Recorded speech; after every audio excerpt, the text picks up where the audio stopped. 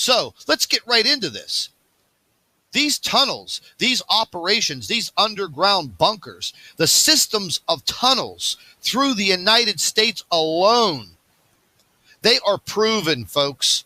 They go from the East Coast to the West Coast.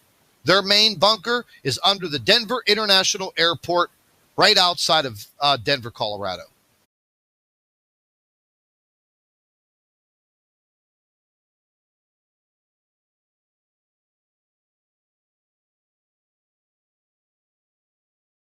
Places under Colorado, places you may know of but have probably never seen yourself. This is a place that focuses on all kinds of mystery and conspiracy theories. So what really does go on under DIA? I don't know. Every day, on their way to catch a plane at DIA, thousands of people walk over it. And they don't even know what's going on right underneath them. I wish I did. I have no idea.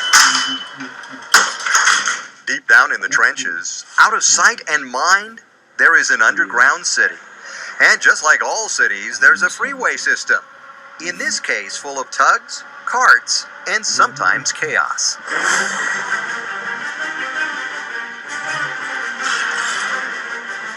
This is where the airlines move our luggage from plane to baggage claim. And there's no time to waste. When they're offloaded, they go into the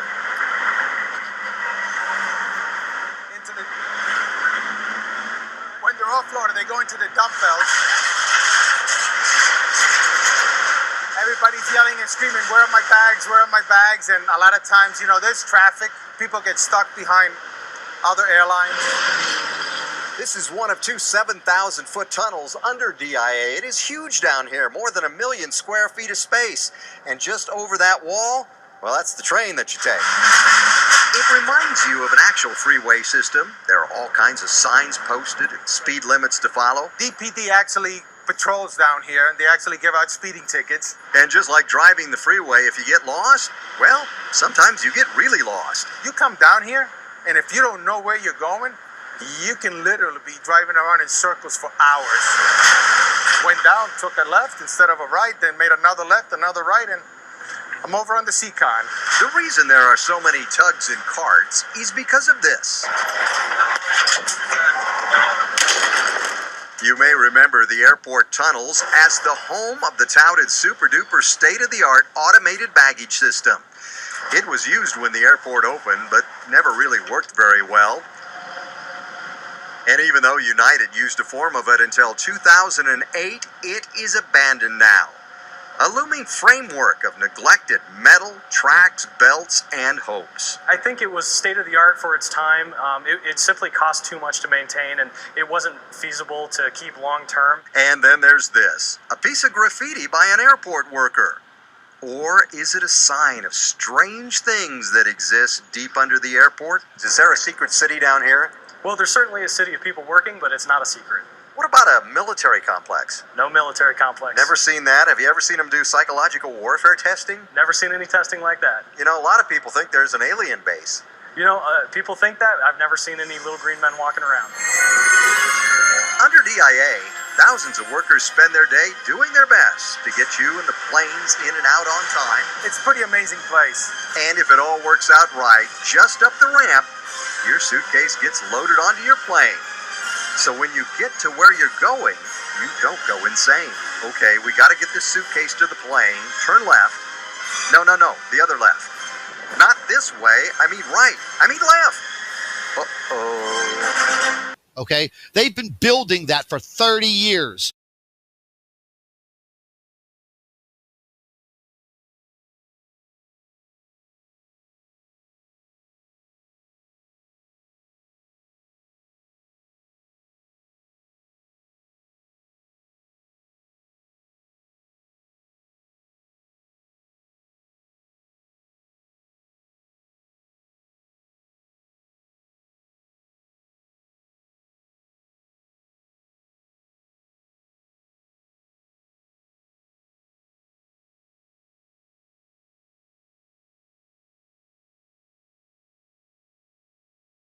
With our tax money.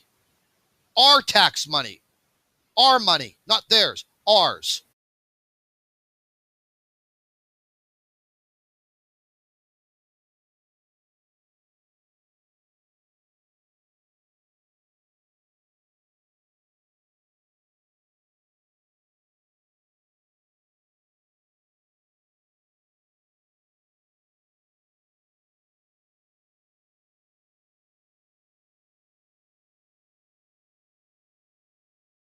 and we're going to go ahead and keep on getting into it. I want you to listen to this insider on what he has to say. Listen up. Back in the 1950s, most people aren't aware of it, but there was a scientific storm in America all through the late 50s about this thing out there in space, because the astronomers were all watching it, and that was back when they weren't afraid to talk about it. It was in the science magazines. I mean, I had a subscription to, like, Popular Science, and hell, it was on the front cover of the magazine one day in, like, 1961.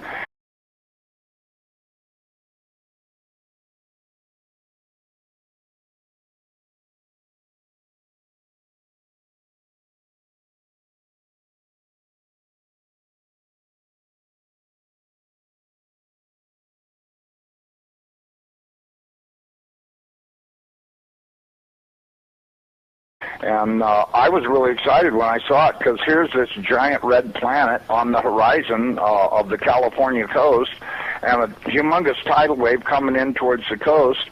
And having grew up in the mountains of the Sierras, and this thing in the magazine, it said this tidal wave coming in was going to be at least 3 miles high. See, folks, they were publicizing this in newspapers and on the covers of magazines. Don't listen to the disinformationalists feeding you a line of crap. The debunkers, they're going to get you killed.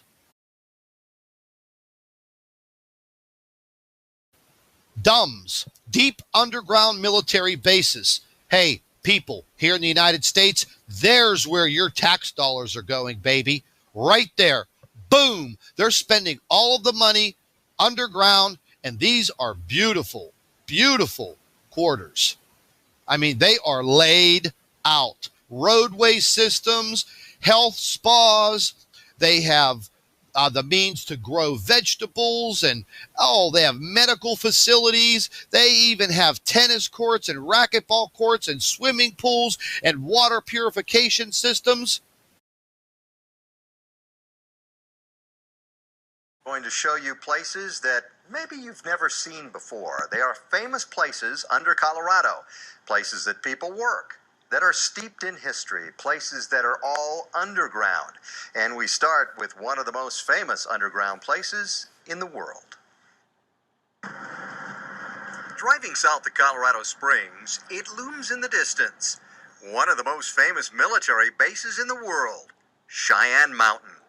1 mile inside the granite, 2,000 feet down from the top, it is a giant command and control center that has kept America safe for 50 years. Inside the mountain are 15 2- and 3-story buildings. They are freestanding but connected by hallways and ramps. There is also a service area to keep the complex running. And even reservoirs, yes, underground lakes. You get inside by driving through a 2-mile tunnel. And when you get to the middle, you see the doors. The 2 famous blast doors that have kept the facility safe when they're closed. The door to this building weighs 25 tons and runs on hydraulics. It's usually open all the time, but if it is closed, then there's a problem. I mean, obviously Cheyenne Mountain was built to survive and endure through a nuclear event, and all of us hope that never happens. The buildings behind those doors were built on 1,300 giant springs that can move independently if there's an explosion or earthquake. They would bounce, but they wouldn't break apart. And that's important because of what goes on inside those buildings. In control rooms like this one, which was set up just for us, experts keep an eye on possible threats. Everything from missile launches around the world to 23,000 objects in space.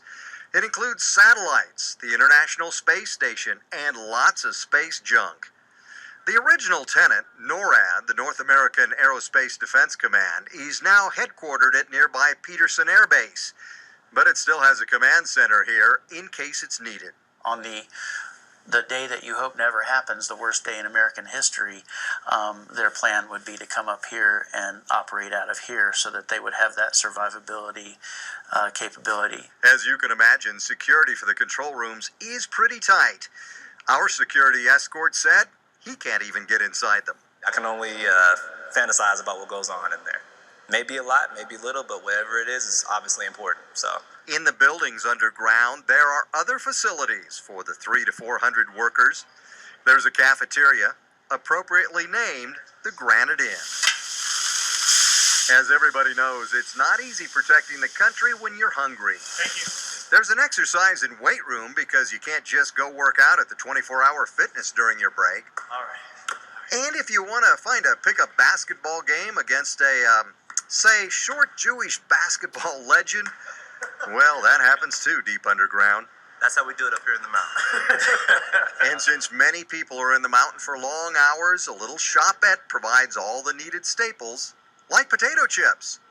All the comforts of home, sort of. Whenever you're walking through the halls, it's not like, you're seeing rocks everywhere. It's normal buildings, and so it's very easy to forget that you're underground. It's also hard to navigate in this building. You get lost a lot? Yeah, I get lost a lot, so. To keep this all going, there are miles of pipes, cables, valves, and thousands of rock bolts to make sure the granite's stable. As far as I've known, nobody has gotten hurt from loose rocks falling out and hit somebody in the head. The place runs on Colorado Springs electricity, but there are 6 giant generators to back up power in the case of an emergency. There are 4 reservoirs like this one that can be used for cooling and drinking water. Well, this reservoir is like 20 feet deep, and it holds about 1.5 million gallons of water. And a pet duck lives on this lake, but since it never moves or eats, we're guessing it's a rubber ducky. I don't know the duck's name. You can give it a name if you want. Cheyenne Mountain has been called America's fortress. The facility under Colorado is the eyes and ears of the U.S. defense system, watching and listening to what's going on all over the world and even out of this world to keep us all safe. What an awesome responsibility. Yeah, so they can live and we can die.